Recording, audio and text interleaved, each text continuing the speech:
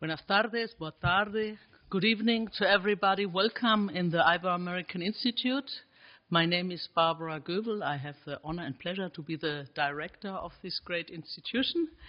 And I would like to extend a warm greeting on behalf of the Institute to all of you that you are joining us in this wonderful evening, starting with a great talk, and this is why I also welcome especially our distinguished speaker, Greg Grandin from Yale University.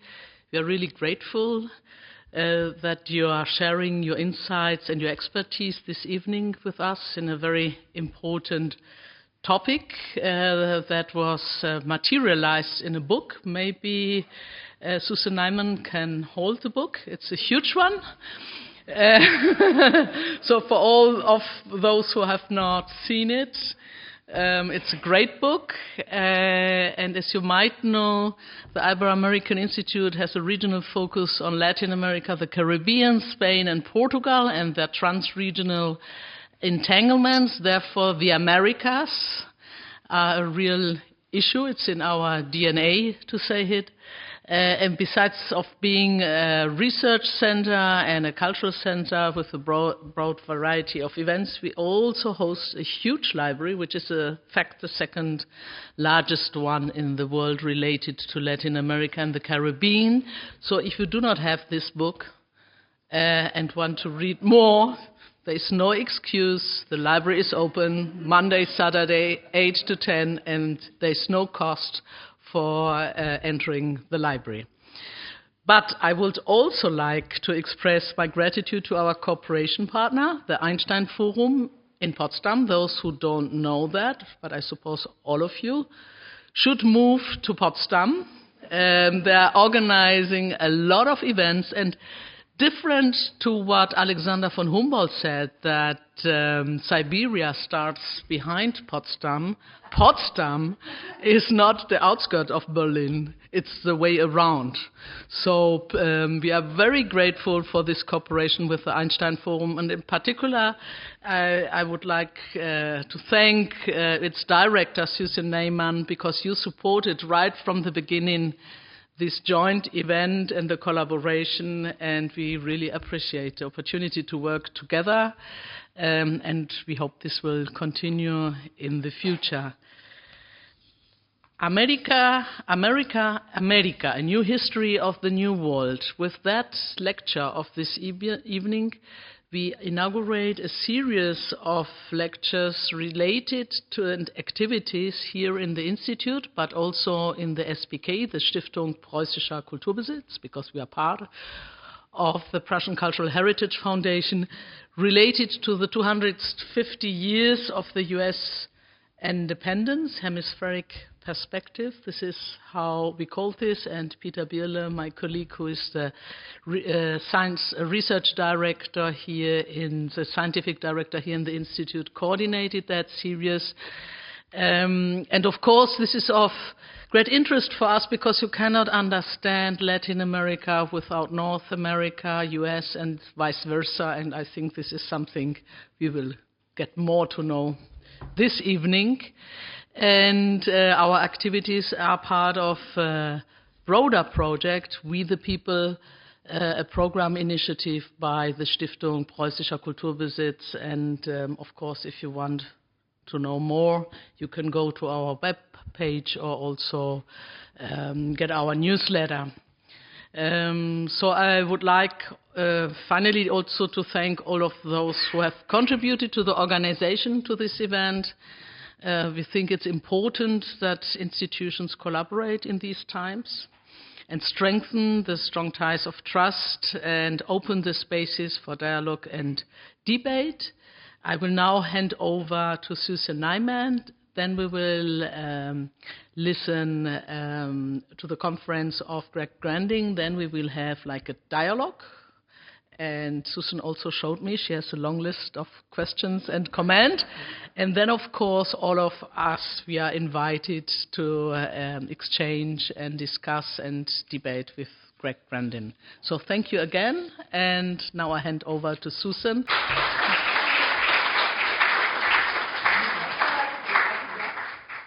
Thank you so much, Barbara. As Barbara just said, Greg Grandin is professor of history at Yale, focusing on the Americas, particularly the southern part, and author of 8 prize-winning books. I'm now embarrassed to say that I have only read the last one. Okay, it's not really my field, but I plan to read all the others because this one is so good. Every few years, not even every year, you read a review or a reference and decide that even if you already have a groaning pile of unread books more directly related to your work on several desks, you're going to order this one too. And then it comes, and because you didn't read the fine print, you discover that it clocks in at over 600 pages, and you groan and start reading, and especially if it's as beautifully written as this one, you can hardly put it down because you realize it's going to change the way you see the world.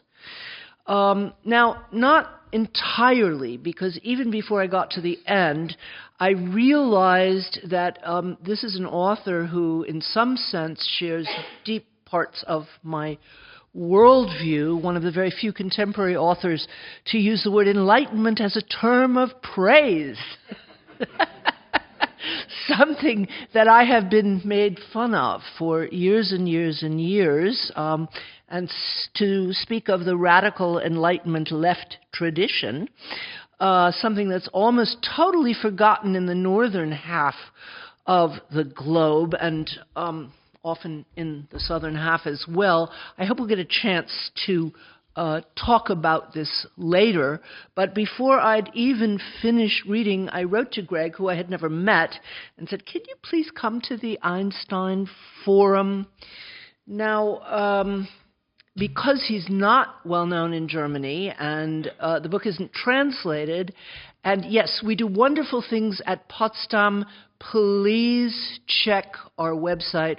We have a fantastic program, particularly this month, which is my last month as director. So I kind of pulled out a lot of stops and invited a lot of people that I wanted to. And we've got a great conference at the end of the month. But experience shows that for an author speaking in English, the trip out to Potsdam is too long for certain people, and we thought it's really not fair to invite him for the tiny audience that we could expect.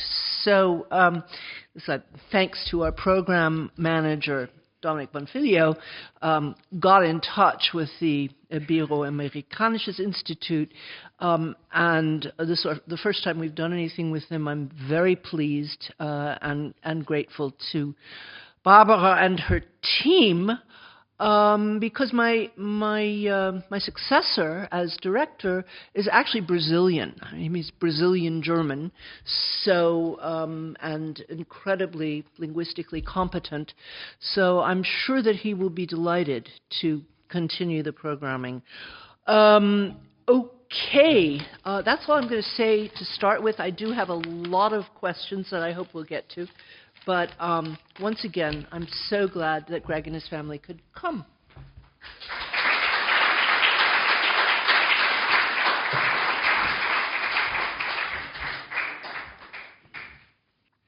Well, thank you, Barbara and Susan, for that lovely introduction, and thank you for inviting me and giving me a chance to talk about the book. It's a big book, so we'll be speaking about parts of it. And thank you for Dominic for organizing the trip. It's really an honor. I want to talk about the book as it relates to more or less current events, but there's openings and that moments where that will lead to a deeper conversation about the book itself with Susan. And the topic tonight is America. And the subject almost demands a nod to the present. For even as most of U.S. foreign policy is focused today on Iran, The second administration of Donald Trump is carrying out a quite striking and to my mind, historically unprecedented press on Latin America. In Iran, we have fiasco, and the U.S. and Israel's unforced wars have created a humiliating havoc and has been, at least for the United States, self-defeating in ways that are yet incalculable. At the same time, though, in Latin America, we have focus and intense focus. I don't have time to go into the specifics, but since the range of action that the U.S. is taking is broad, the politics are deep. But with the exception of possibly Uruguay, there isn't a country in Latin America where Washington isn't deeply meddling in domestic politics, in many places lethally, interfering in elections, mounting military operations, Venezuela we know of, imposing intense economic pressure to reward allies, to trouble enemies, namely Colombia, Brazil, and Mexico. The kill count of speedboat operators in the Caribbean and the Pacific is above 200, clocked in above 200 a couple of days ago.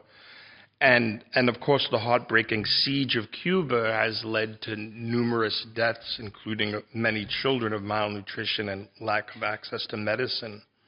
So this regime change, election meddling, economic sanctions and sabotage, boots on the ground militarism, lawfare, covert operations, the intensification of the war on drugs in the Andes out of Ecuador. Trump has, in his little more than a year in office, shown every face of U.S. hard power to Latin America, and often to success, though, of course, whether or not that success is enduring remains to be seen. Trumpism has within itself the very quick terms of its own negation and unraveling, so we'll see. The capacity, though, to pull off all of this activity, even as the U.S. is sinking deeper into a quagmire of its own making in the Gulf, is impressive. It has to be admitted. You know, of course, Latin America is easy compared to the Middle East. The power asymmetries are enormous. You could pressure Ecuador with the gang designation and $20 million in security aid and get results. You can't do that with Iran. And compared with the pink tide governments that came to power in Latin America in the early 2000s, the region's current progressive governments today in Colombia, Mexico, Brazil are very vulnerable, as we've seen with the elections in Colombia yesterday. And Trump has found his single, simple organizational principle to carry out this full court pressure on Latin America. The war on drugs, with cartels defined as terrorist organizations and adversaries defined as cartel leaders. This principle ties together many different elements of the repressive face of Trumpism, immigration control, military deployment, sanctions, deportations, diplomatic pressure, ties them together into one legal and rhetorical frame. But what I want to talk about here, though, and this is where it will start shading into things that have to do with the book, is the ideological overlay of these operations, and that's the revival of the Monroe Doctrine. Trump's resurrection of the Monroe Doctrine actually started in his first term, but it was slapdash. It was mostly related to that kind of Keystone Cop efforts to regime change in Venezuela, with Juan Guaido declaring himself president. This term, though, the administration has more robustly embraced the doctrine, and did so specifically as a substitute for universal international law. Earlier in the year, the administration, as it's required to do by law, published its national security strategy document, which are useful windows into the kind of ideological worldview of any given administration.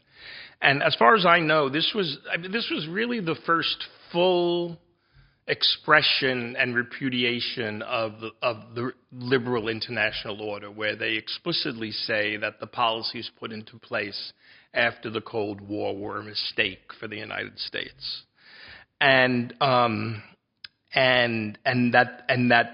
order is no longer valid and no longer governs the world. The United States will no longer superintend a global liberal order. The strategy document substituted in its place implicitly the Monroe Doctrine, explicitly for the Western Hemisphere, but implicitly between the lines for much of the world, including Europe and the Middle East, if not China. So now perhaps it's time for a catch up. Exactly what is the Monroe Doctrine? This is a question that people have been asking since James Monroe first enunciated it in 1823.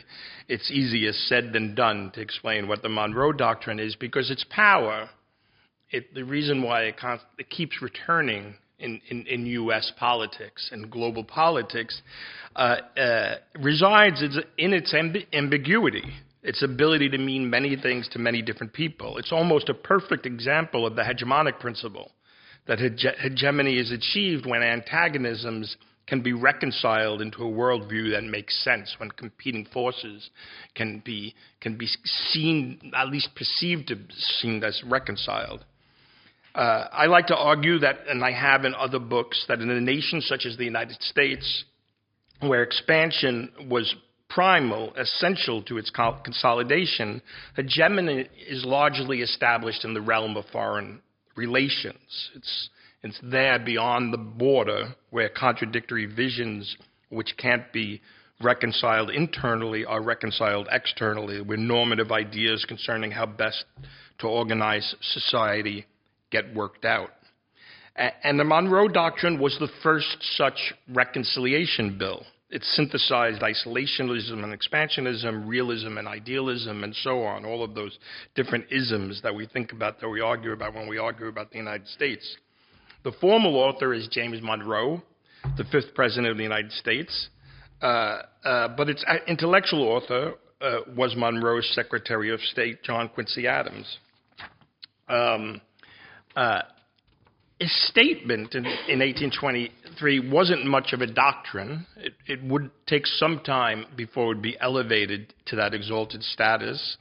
A statement was originally meant to be jointly issued with Washington and London, an announcement that Spain had lost its colonies and no effort at reconquest would be tolerated.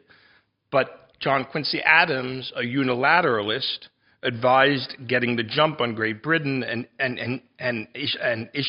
advised Monroe to issue it solely in the name of the United States, which Monroe did. The U.S. then entered into a competition with Great Britain for influence in Latin America, mostly over negotiating free trade treaties. Now, in its original form, what became known as the Monroe Doctrine is a handful of non-contiguous, complex, multi-clausal paragraphs, very Germanic, but in English, that is sprinkled throughout the president, throughout a 6,000-word text, his 1823 message to Congress.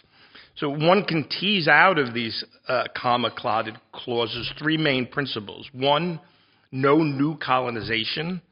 The famous sentence is, the American continents, by free and independent condition, which they have assumed and maintained, are henceforth not to be considered as subject for future colonization by any European power. Two, a view of events that transpire elsewhere in the hemisphere will be viewed through the lens of how it bears on the peace and happiness of the United States. Very vague about what peace and happiness actually matters.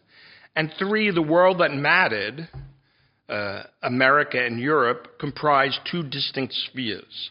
The political system, is a quote, the political system of the Allied powers is essentially different in this respect from that of America. The difference isn't defined in the text. People assumed it meant the difference between republicanism and monarchy. If Latin America was the foreground and the impetus of the Monroe Doctrine, It was the Greek movement for independence that was the shadow, the background. Pan-Hellenism was strong in the U.S., and many wanted the United States to actively support the rebels against the Ottoman Empire at the time, but not John Quincy Adams. He made sure that the Monroe Doctrine was a territorial, not a universal or abstract principle, that it pertained exclusively to the Western Hemisphere. Still, in a way, it was compensation, since Adams via Monroe framed the Western Hemisphere as a zone of free, self-governing nations distinct from European monarchy and tyranny. He was essentially saying the United States was supporting the same cause that the Greek rebels were supporting, just closer to home. It redirected the interventionist impulse rather than denying it. Again, that reconciliation function that's central to the Monroe Doctrine. So, over the course of the 19th and early 20th century, the interpretations of Monroe Doctrine ran along two lines. In one direction, Spanish-American insurgents, and then later jurists and statesmen, celebrated that sentence that declared colonization was no longer valid, and that the United States would oppose any attempt by Europe to reconquer Latin America. They read in that sentence an amicus brief for their own Thomistic efforts to reform international law. And this is a point where I think maybe Susan and I could talk about to open up to a larger point to the book, to annul the doctrine of conquest and discovery and affirm that the first principle of any virtuous world order should be cooperation and shared interests among nations. Now, the insurgents should have read Monroe's larger speech more closely, because elsewhere in the text, the president gives a rousing defense of the doctrine of conquest, of taking new land, filling it up with white settlers, of announcing that the U.S. would soon reach the Pacific. Monroe's ode to expansion is not often thought of as part of the Monroe Doctrine, but it should be, since it makes clear that whatever else it was, the doctrine was not a renunciation of conquest, and that for the founders of the United States, at least for that early generation of leaders of the United States, the horizon was thought to be limitless. So in the other direction, U.S. statesmen and intellectuals increasingly reinterpreted the doctrine less as a defense of Republican self-determination and more as a warrant for unilateral intervention. By the end of the century, with U.S. interests penetrating deeper into Latin America, the Monroe Doctrine became a kind of, as I mentioned, a warrant for open-ended action. In 1895, Grover Cleveland's Secretary of State, Richard Olney, announced that within the Western Hemisphere, the U.S.'s law is fiat, the U.S.'s fiat is law. I got that backwards. Soon Theodore Roosevelt would define the Monroe Doctrine again as basically an open license assigning international police power to suppress chronic wrongdoing. Monroe's original defensive warning had been fleshed out into an affirmative license for intervention with political stability, not the projection of sovereignty, now the doctrine's operative value. But it was Woodrow Wilson who tried to return to the universalist potential of Monroe, claiming and laying out his vision for what he hoped a post-World War I League of Nations would look like in the early optimistic years of that campaign, that he was drawing on the experience of a cooperative Pan-Americanism. Wilson was hoping that by citing the Monroe Doctrine, he could misdirect national critics away from, the critics of his internationalism, to use the doctrine's quicksilver nature, the fact that it meant many things to many people, to duck and dodge, insisting it represented a higher humanity, and that nations should with one accord adopt the doctrine of President Monroe as the doctrine of the world.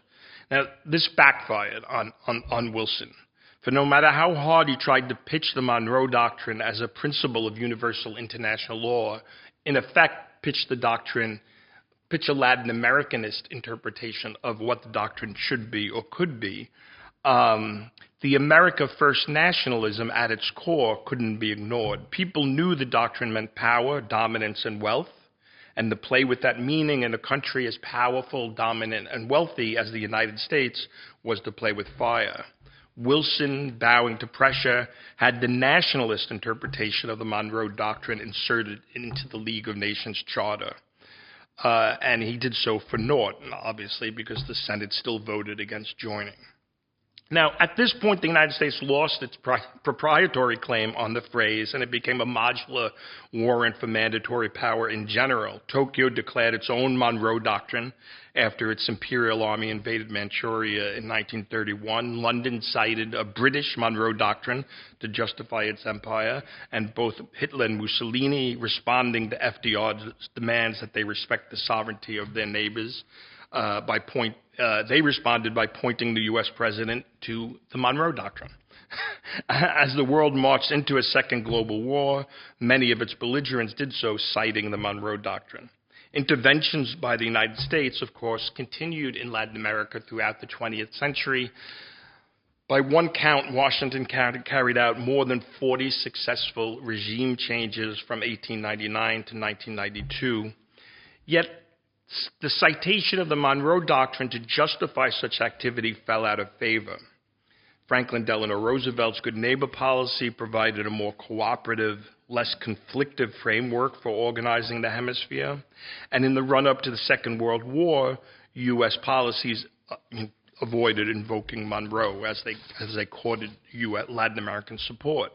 And then during the Cold War, Nixon had his doctrine, Reagan had his doctrine, Carter had his doctrine, and the phrase Monroe Doctrine began to sound like a relic. Politicians like Secretary of State John Kerry in 2013 might invoke the Monroe Doctrine, but only to have a chance to pronounce it dead.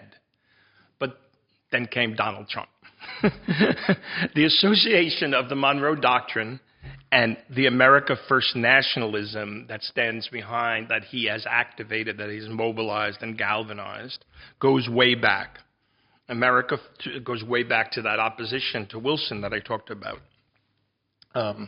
America First is often misunderstood as isolationist, but it's really never been that. For its most vocal advocates have long celebrated the projection of U.S. power into the Western Hemisphere, into Latin America, and then, by extension, out to the rest of the world. The Monroe Doctrine occupies a special place in this Trumpist American First nationalism. It's Edenic for those who want to tear down the entire post-war liberal order, who want to return to the Anglo-Saxon garden. Monroe predates liberal internationalism, it predates the United Nations, it predates the Organization of American States, it predates decolonization, it predates universal suffrage, mass migration, civil rights, human rights law, it predates abolition, and most importantly, it's anti-universalist, as John Quincy Adams wanted it to be, an assertion of particularist mandatory power, and what American First nationalists might call heritage law. It's not voted on, it's not sanctioned by courts, and it doesn't have to be approved by global bureaucrats. Now, I mentioned earlier that Monroe Doctrine was one of the first policy statements that served the U.S. capacity to create domestic hegemony through the projection of power beyond its borderline. I think Trump represents the end of that capacity, not just because of actions he took, but because of more profound, deeper structural changes and political contingent changes that predated him.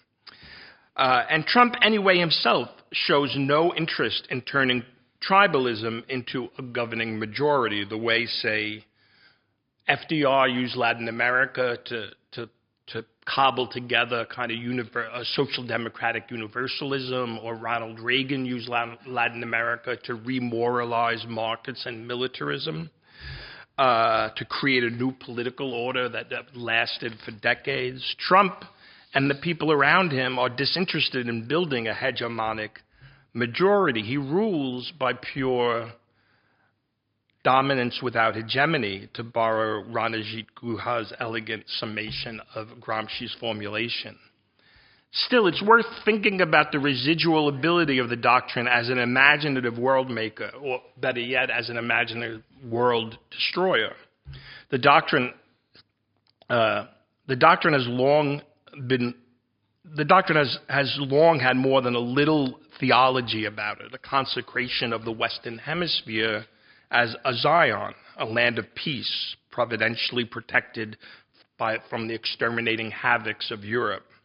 The idea that the U.S., governed by Anglo-Saxons, was a holy land long predated Monroe and continued well after Monroe into the 20th century. Ezra Taft Benson, who served as Secretary of Agriculture under Eisenhower, and he kind of floated around the fringes of the New Right, the beginnings of what we would call the New Right, often used Zion and Western Hemisphere interchangeably. He spliced the Monroe Doctrine directly into Scripture's promised protection. I will fortify this land against all other nations. But theology, once invoked, is hard to contain within a hemisphere. Christian Zionism, a powerful and perhaps the remaining rump of Trump's coalition, doesn't so much invert but expands the idea. The U.S. remains a promised land, but Christian dispensationalism, which has saturated U.S. evangelicalism for over a century, sees history hurtling towards a climax in the Middle East with the prophetic return of Jews to Israel.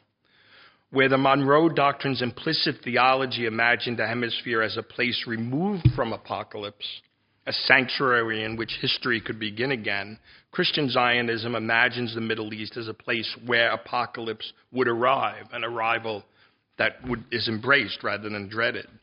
These are structurally antithetical visions. One is a theology of refuge, of sanctuary. The other is a theology of carnage. Yet when the battlefield stretches from the Andes, it's renewed drug war, the renewed Plan Colombia in Ecuador, possibly extended into Colombia, depending on the results of the second round of elections. When the battlefield stretches from the Andes to southern Lebanon, such distinctions lose their purchase. Trumpism has collapsed the antithesis. Once the United States committed itself simultaneously to the domination of the Western Hemisphere and to the military defense of Israel's maximalist ambitions in the Middle East, the two sacred geographies ceased to be separate. There's Venezuela and Iran, Cuba and Gaza, the Caribbean and the Straits of Hormuz, the coca fields of the Andes, the Mexican borderlands, which already were conflated for decades with Israel's securitized borders in the minds of Trump nativists, all became theaters in a single conflict. The Monroe Doctrine, born as a covenant of separation and instruction to keep out, mutated into its opposite, a mandate to go in.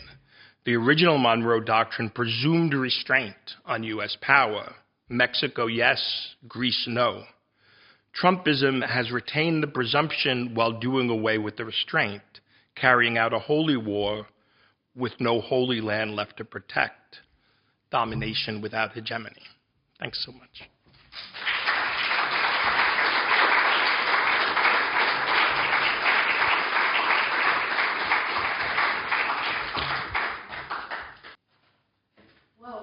I have a whole set of questions, but your conclusion surprised and interested me.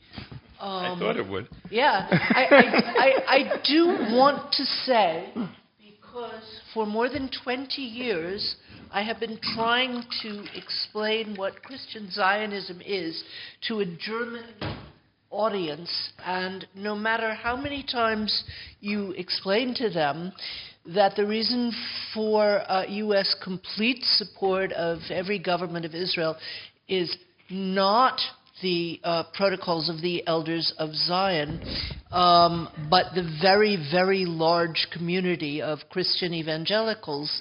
The protocols of the elders of Zion sound more rational than the idea that American foreign policy is influenced by a crazy apocalyptic sect. But I do want to add that because it is a crazy apocalyptic sect. 40 million was the last number that I saw. Bigger than a sect? Yeah, except sect-like. And the thing that one has to add for a German audience is that, yes, they think the Messiah is only going to come when the Jews go back to the Middle East and there's a holy war, but this is not to benefit the Jews. The Jews all have to either convert or go straight to hell. So this is actually not a pro-Jewish movement in any way whatsoever. It's extremely influential. It's not the only reason for American foreign policy in the Middle East, but it's a very big one. And I did like the way that you put the two together. That's extremely interesting. I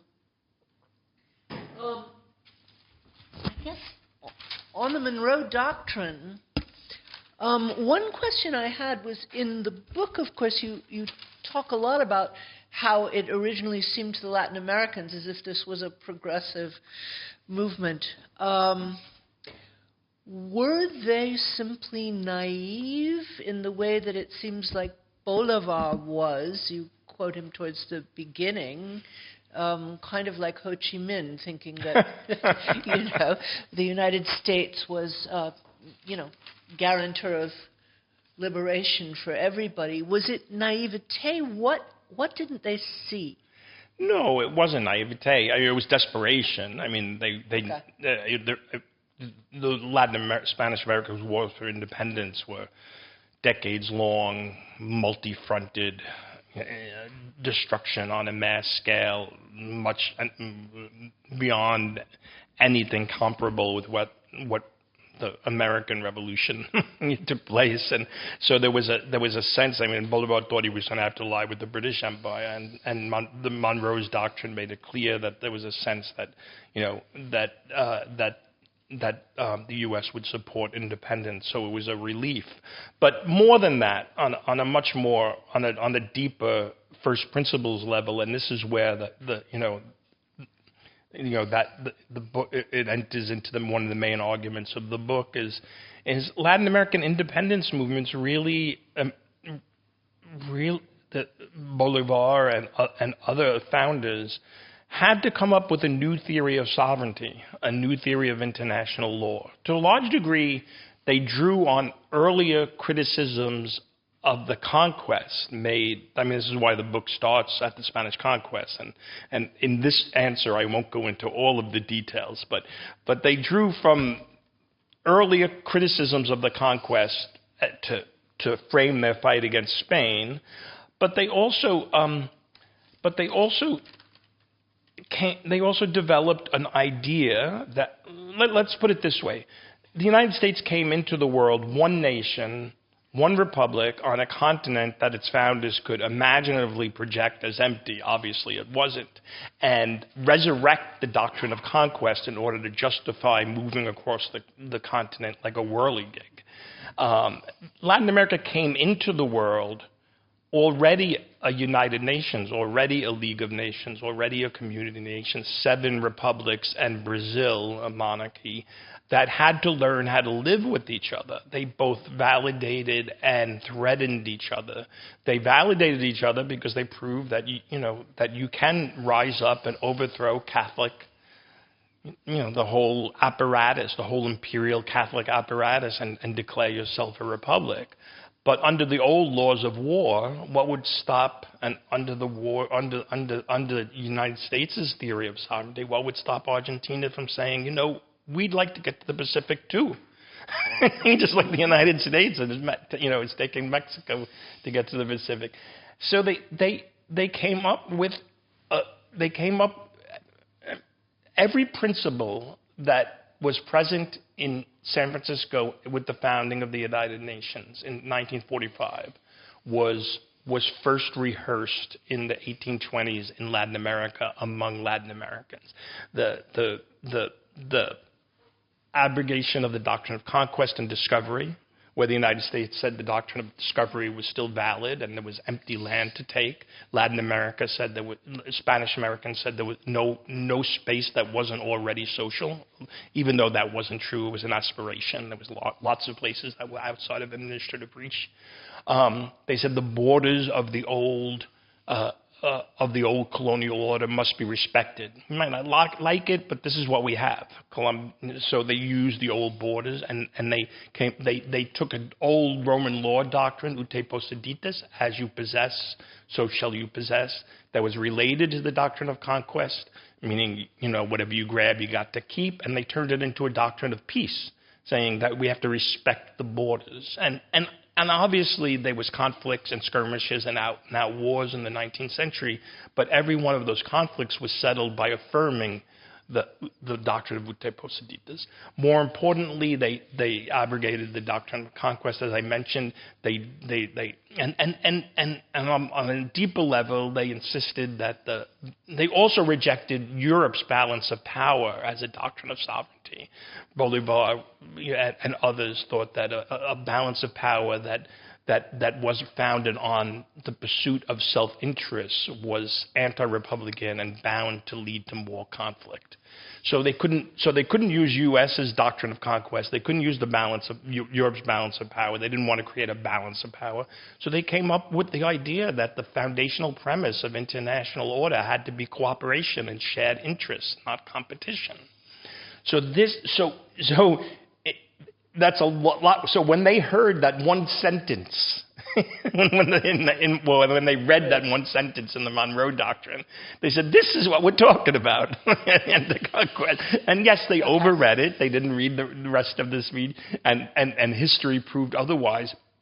But that impulse continued alive throughout Latin America's liberal jurisprudence and diplomacy throughout the 19th century, as through working with French jurists, they kind of reform international law, and they start developing what they call American international law, and that's what Wilson latches onto when he's hoping to use the phrase Monroe Doctrine in order to keep the nationalists at bay while imagining a new universalism.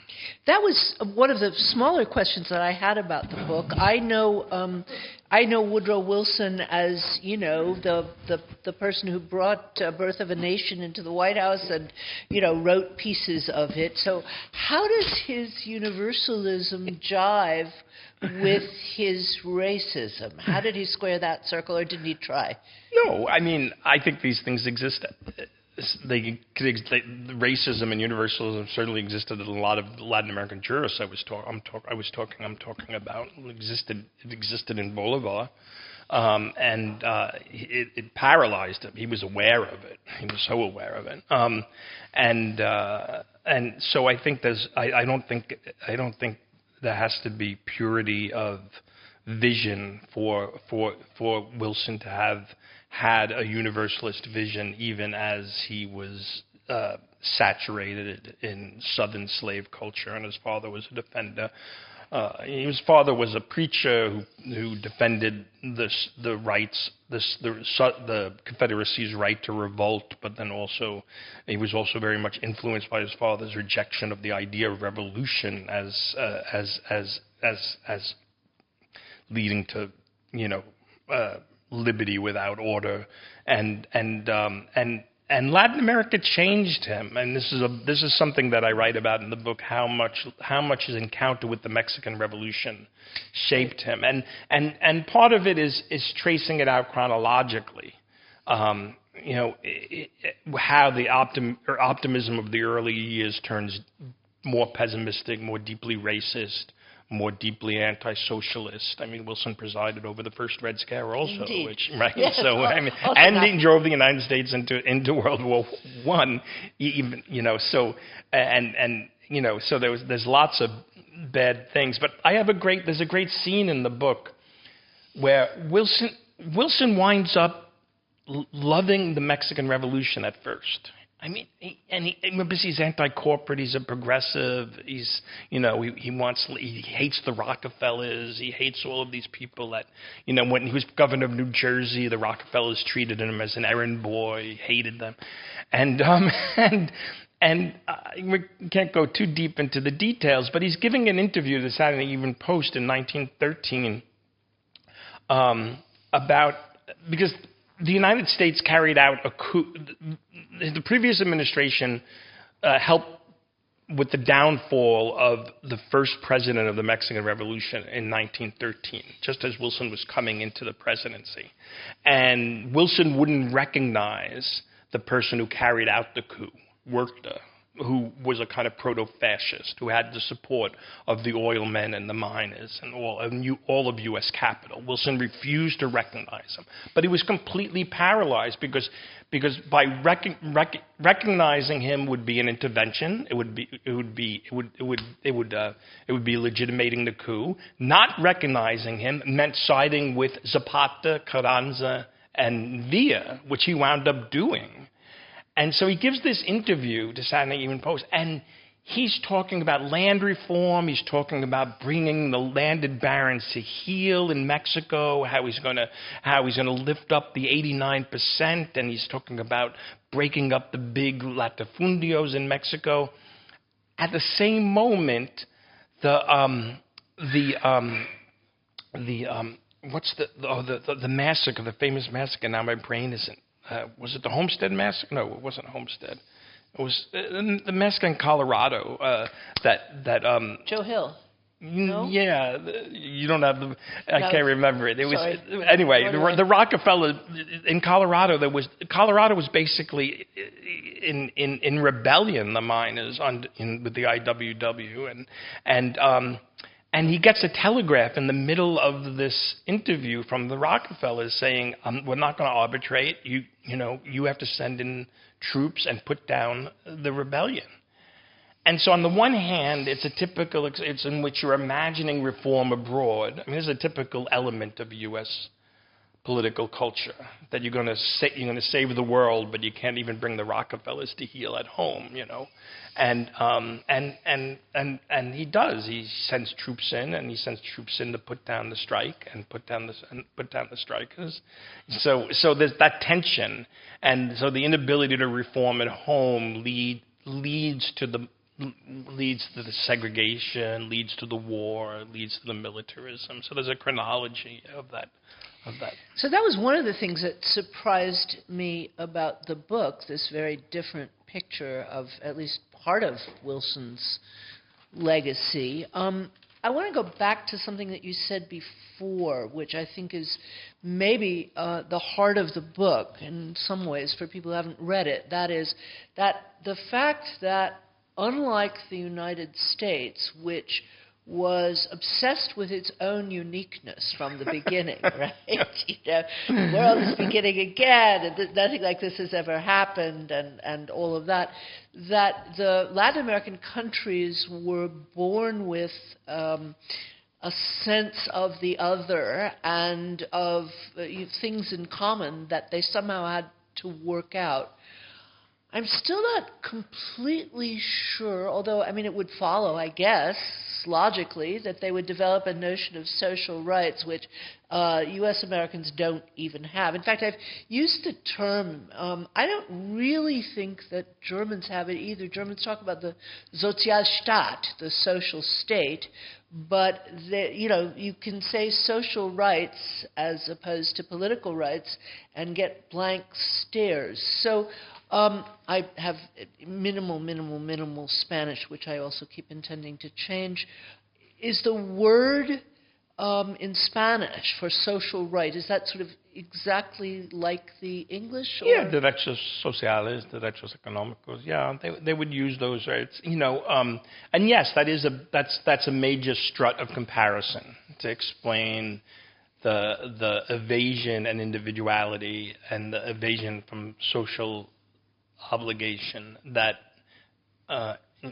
adhered to the British colonial project and then the U.S. Republic, and how that played itself out through expansion and racialized war on the frontier, and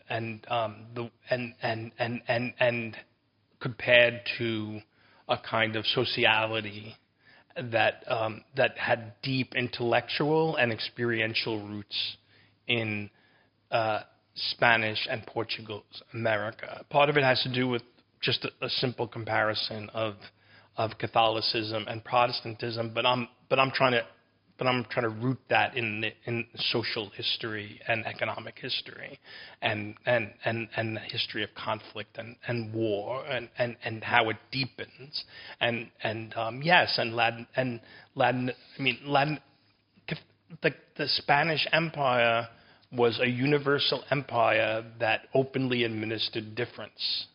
So I think it's right there in that contradiction, right, in that tension where the idea of the sociality comes. There was no avoidance of the other. There was no avoidance.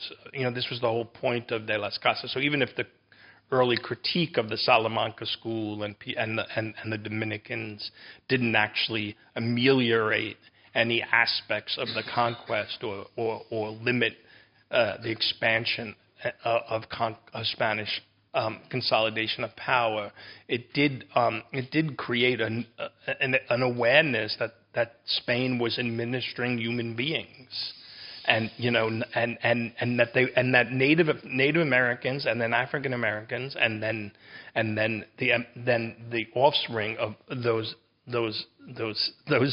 types are central to the colonial project. They dig out the silver that creates the world's first universal currency. There's no denying their centrality, and they're central to the whole moral debate that we won't have time to go into, but I go into in the book of De las Casas, that leads to the assertion that all humanity is one. All humanity is from the lineage of Adam and Eve. There is no difference. Aristotle is wrong. There's no such thing as natural slavery. There's no such thing as subhumans. And the reason why they're human is not because they have the capacity of reason, which they do, which was one of the reasons given, but because they lived in society. So again, this notion of gente, that's central. Now, the set piece that explains this tension is in 1607. The members of the Virginia Company sit around a table, they hold a meeting, and they say, do you think we should put out some kind of announcement to justify what we're doing in Virginia and maybe some other places, and they have this long debate, and they're absolutely aware of the debates going on in Salamanca for a century, for over a century, and they say it. And then after days of debate, they say, Spain has been debating this for a century, and they can't justify dominion or possession or slavery. So maybe it's better we don't say anything. This was they live, and so this is like the smoking gun document of Anglo-Saxon evasion of the question. Well, the other smoking gun that shocked me was that there were I don't know how many translations of De las Casas in Jefferson's library in Monticello. See, I felt, and this was a shocking thing to me about the book, which made me. It's rare that I read a book that makes me think, my God, how was I so ignorant before? But, okay, I guess I swallowed a certain North American view, of not being a field of mine, that the Spanish conquest was the most horrible, barbarous conquest that there ever was. And one reads, one or two examples, and you're just sickened by the cruelty. And yes, I did actually know who De las Casas was. I had a friend who wrote a dissertation on him, so that I knew, but what I did not realize was that there was this whole school of Salamanca, that Bartolomeo de las Casas did not have the impact he hoped to have in his lifetime, but that the ideas continued in Spain, in Latin America, and that the North Americans knew all about it. Because I had sort of thought, okay, the genocide of Native Americans, our original sin, but they were primitive, they didn't think much about, these questions, but there was a whole debate going on that they knew very well. And ultimately, that's the imminent critique, the fact that, what makes the U.S. informal empire different than other empires is the intimacy in which they rule, and so there's another great scene where John Adams and George Washington go to an early mass in I think maybe it was Philadelphia, but Washington's first Catholic cathedral, and John Adams writes to Abigail and says, and he says, he describes the blood on the crucifix and the Latin and the incense, and he basically describes this kind of sensory overload that Catholicism represented, and he has this great line: "I don't know how Luther ever broke the spell." but there was an intimacy to that critique. They were arguing over the same terms: Christianity, republicanism, Americanism, democracy. I mean, whatever you want to call it. So it's only how to fill out the content. And and De las Casas was used by the English as an example of in contradictory ways.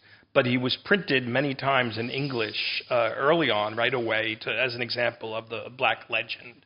And of course, the Black Legend is an expansion of this imminent critique pushed backwards, in which England defines, its goodness by Spanish badness, its reason by Spanish, At least we didn't. I mean, I didn't even want to repeat some of the things that the conquistadors did with children and. No, it was horrible. No. So you get one example of that, and you think, oh God, okay. As long as they didn't do that, it can't have been, too awful. A lot of things, and we do want to open this up. But here's a question.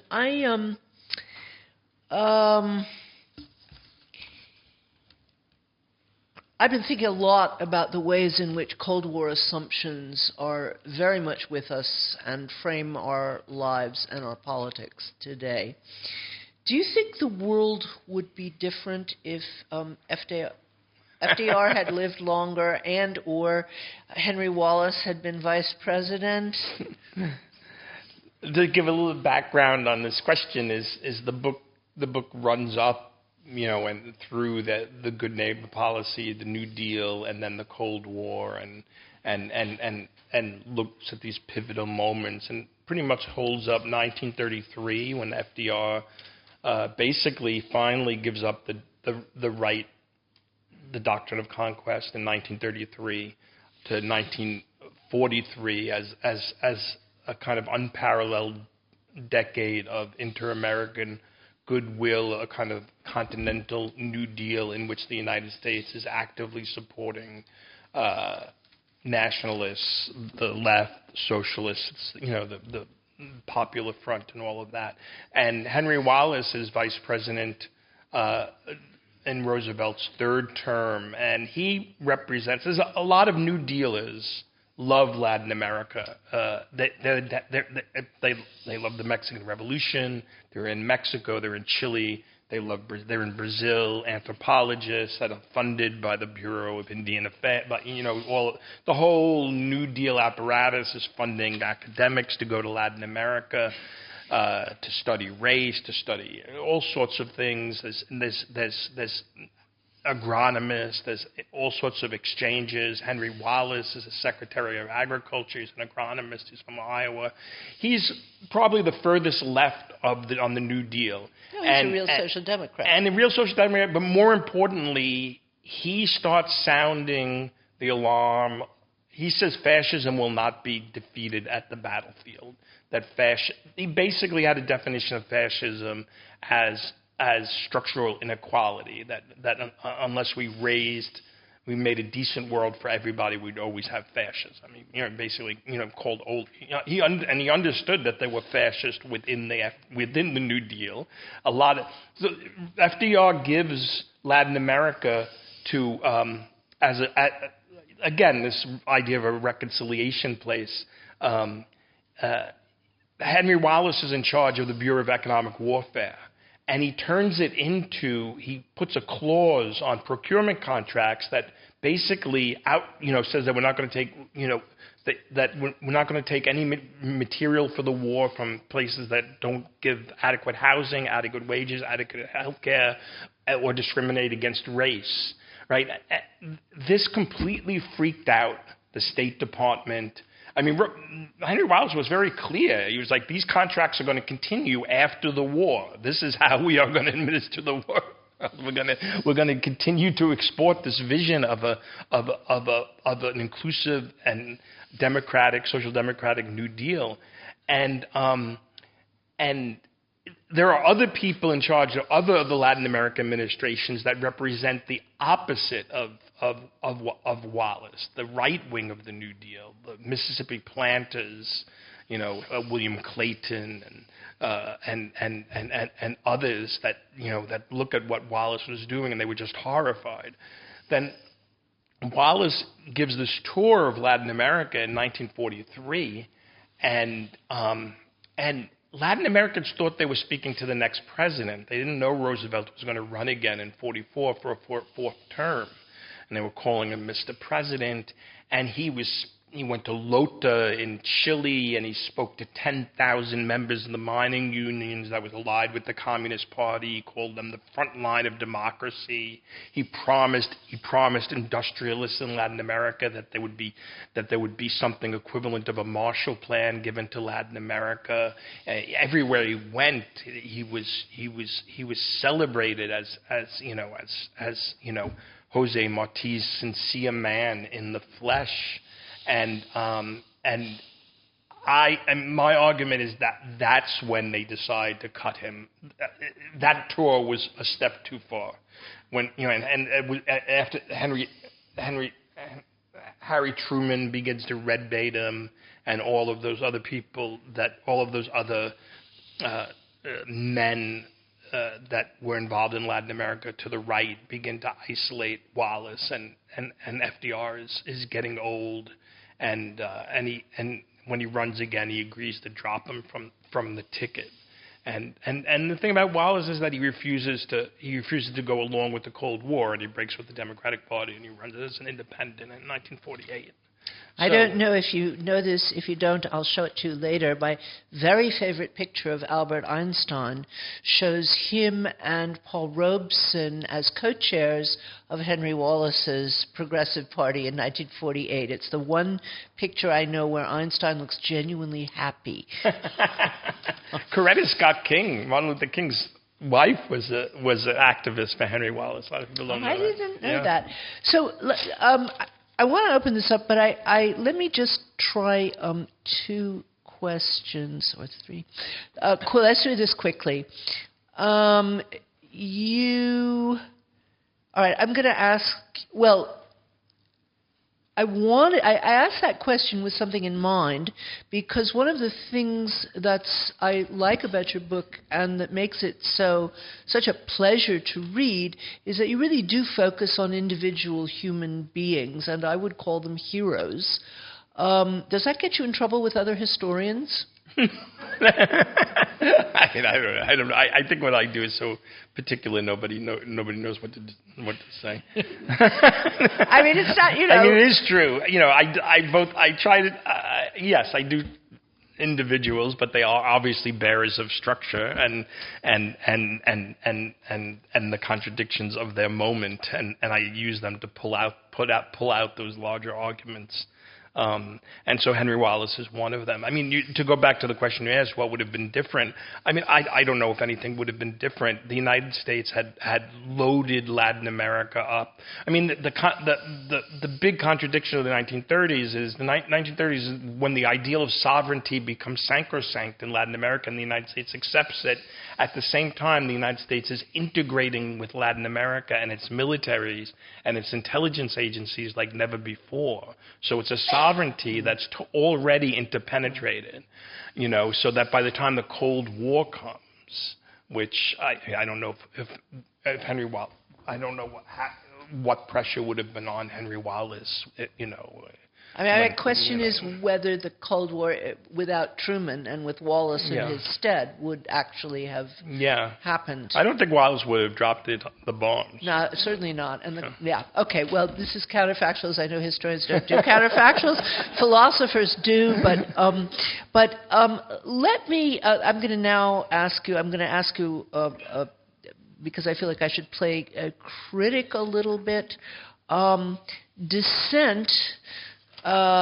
Surprisingly enough, called the book a morality play, and suggested that you presented too idealized a picture of Latin America. I must say that as I was reading it, I started thinking, oh boy, you really better work on your Spanish now and spend some more time there. It really does present a fantastic picture.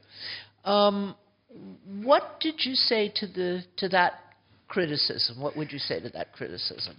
Well, I mean, two things. One, I do think that history writing has to have a normative premise. Woo! I love it. I think you have to understand what you're arguing about and how you think, what the point is, and what you think. Not just the point is conceptually or theoretically, but what your point is in terms of how you think the world should be.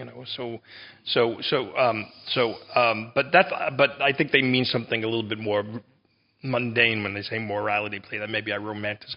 I don't so much romanticize. I mean, there's plenty of horrible Spanish Americans in the book, and including, I mean, Bolivar's, captures the tension, almost like a kind of existential hero. But there was also, I think that review was really talking about, as I was wrapping up, how do you deal? If I'm arguing that Latin America is the bearer of social democracy, the originator of political modernity, so then you, as you're wrapping up, you have to start getting to the particularities of like the complexities of reality. You're not talking about so there's Nicaragua. What do you do with Maduro? You could defend them historically. You can understand how authoritarianism and radicalism is produced through social history. That's a little ponderous for an epilogue. So you say something very quickly about Nicaragua and something. So a couple of the reviewers said, "Oh, I was too easy on Nicaragua," but it made me think. I was like, did this reviewer did not notice that I was rehabilitating the Catholic Church? I mean, yes. Daniel Ortega has nothing on the Catholic Church in terms of the misery and horror it produced. And if I could find redemption, if I could find the points of universalism within, then it was an example of somebody who didn't seem to understand what, obviously they missed the forest from the trees. So I totally agree with you. And sometimes reviewers seem to think they're not being intelligent if they praise too much. So they've got to find a fault. Worse in Germany than it is in the Anglosphere. So briefly, the church. You just published a terrific piece in the New York Review on Pope Leo and how his time in Peru influenced him. I immediately said it. Dominic and I tend to take each other's recommendations seriously, so I don't know about that last podcast, but we'll talk about that later. But I sent it straight to Dominic. I thought it was terrific, and I find myself, since Francis, looking at the church with very different eyes than I ever had. Do you want to say a few words about that? Well, obviously, the book starts wrapping up by identifying three great dissenting traditions that Latin America produced. One was American international law and all of the the arguments I talked about in terms of sovereignty and non-intervention, and then heterodox economics, dependency theory, and then liberation theology. right? These three movements. And the post-war Latin America, which produced these movements, the first one had deeper roots, but I usually understood in silos. So I was trying to go back to the question of the Enlightenment and thinking about Latin America in the 1960s and 70s, as all of these movements as a greater part of a whole.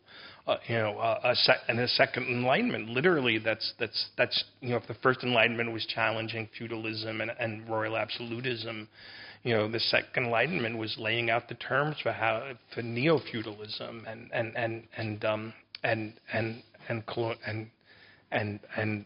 imperialism through dependency theory, through heterodox economics, through liberation theology. So, and liberation theology was totally as much an economic critique as it was a spiritual critique. So that gets defeated, obviously, with the end of the Cold War. It gets defeated literally through murder and torture and execution and disappearances and massacres. The wholesale onslaught that U.S. allies brought to bear against the spectrum of reform in Latin America is we all know that history. But liberation theology has kind of made a comeback via this unexpected election to the Pope to the papacy of Francis, and what I tried to do in this review is look at Francis's relationship with Leo, who spent 20 years in Peru, and they worked hand in glove to try. Leo's time in Peru corresponded almost perfectly to the consolidation of Opus Dei power within Peru and the defeat of liberation theology at the hands of Joseph Ratzinger and John Paul II, and then Ratzinger becoming Benedict. And then his second tenure in Peru, he was appointed bishop by Francis, and he presided over the kind of restoration and containment of Opus Dei. So it's an interesting moment. And one of the ways they were able to do that is, I don't know how deep in the weeds we want to go here, but Argentina produced its own kind of criticism of liberation theology called the theology of the people. And in effect, it was kind of a fusion of Peronism and liberation theology. So where liberation theology emphasized social science and Karl Marx and dependency theory, liberation of the people emphasized popular piety. It was almost more Heideggerian than Marx. There was a kind of ineffability of Francis always talked about the popular mysticism of the people, right? The deep piety, and it was no less political, right? The theology of the people were two bishops and more than 24 priests and 24 nuns were killed by the Argentine junta, and all involved in this movement, and because they were politically active. It didn't neutralize the politics, but it neutralized the critique of the Vatican. That liberation theology was really sociology investments, and it loses the transcendental, and so the theology of the people. So okay. Leo is, to bring it to a point, Leo is the kind of very much formed by this via Francis. So I want to open this up, but you've brought me to the point where I really hope to end on. I'm shocked and delighted to hear you talk about history as normative, because I have constant arguments with my friends who do social science and my friends who do history, which is sort of somewhere between humanities and social science, who are very, very uneasy about the normative. And I think they smuggle in often normative assumptions, so why not be open about them? But I loved your saying this. Can you say a last word about the Second Enlightenment and about how you respond to people? I mean, I think at this point, at least in any circle I've been in, I travel a lot. I mean, anybody under the age of 45 thinks of the Enlightenment as the root of all evil. You know, the source of Eurocentrism, colonialism, racism, patriarchy. And I've been trying to push back on that for a while. How do you push back? Because I assume you run into that as well. Well, I mean, I know of it. I mean, and certainly in Latin America there is a school of you know, post-coloniality and you know, that kind of stuff, Walter Mignolo. But you know, the region is like the last region. I mean, to take the 18th century seriously or something, it seems like at its word, you know, Nice. you know, I mean, I mean, look at Latin American nationalism. Latin America nationalism in most other places turns into a kind of tribe, especially in the ruins of neoliberalism, turned into this kind of, you know, conspiratorial tribalism in which critiques are dark and the movements are darker and dangerous and worrisome. And I mean, Latin America certainly has that in many ways, but to a large degree, the left at least still holds on to a notion of nationalism that is a stepping stone to universalism. Yep. A stepping stone to internationalism, you know, and I mean, that's deep and profound. Now, that might not last forever. I mean, the right is on the rise in Latin America and in all sorts of ways, and it's almost on the knife's edge. It's like elections coming up, and as I opened the talk, Trumpism is really kind of unbelievably active and effective compared to what it's doing elsewhere. But there's a sense of if you know when indigenous movements in Latin America entered the political realm, they didn't do so as ethnic particularities. They did so as the best bearers of their nation's social democratic traditions. So and still, you know, in Bolivia right now, you know, there's you know, there's lots of criticisms that one can make about particular aspects of the uprising in Bolivia, and Evo Morales as a caudillo and whatnot. But in general, what they're representing is a kind of universalism, is a kind of inclusion, and that I think you have to take seriously. You know, there's a historian in Bolivia, Silvia Rivera Cuscancini, who wrote a very withering critique of Walter Mignolo and all of those post-coloniality people, that said, you know, we don't want to be ridden out of capitalism. You know, we created the Bolivians were in the mines digging out the silver that made capitalism possible. You know, so yeah, so it's I guess when faced with, but I just stay away from those debates and say just. That's wise. My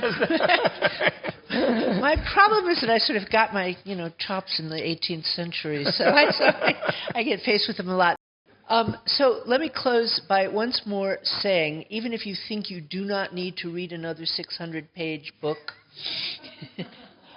you really do, and you will enjoy it a lot and learn a lot. And I gather it's just out in paper, if you don't want to come to the library, as Barbara Göbel said.